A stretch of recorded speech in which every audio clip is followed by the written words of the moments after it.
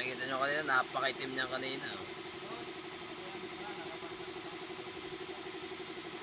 Yun. Man.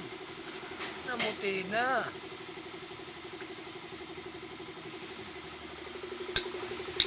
Pare.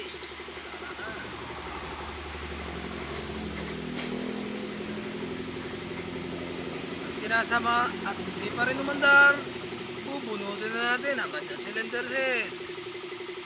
Aba, MIUI ay eh di ba ba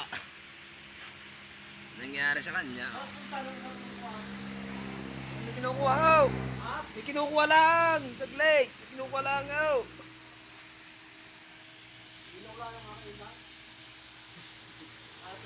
Kulit.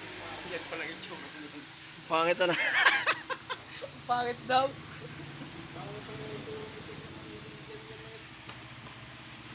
So yan mga boss, at binabaan na natin. At nilinisan natin ang kanyang throttle body. Nakita natin ang spark plug, pero ang lakas ng kanyang kuryente ay hindi umaandar. At ang inano natin sa kanya, dinilitera natin sa kanya ay loose compression na.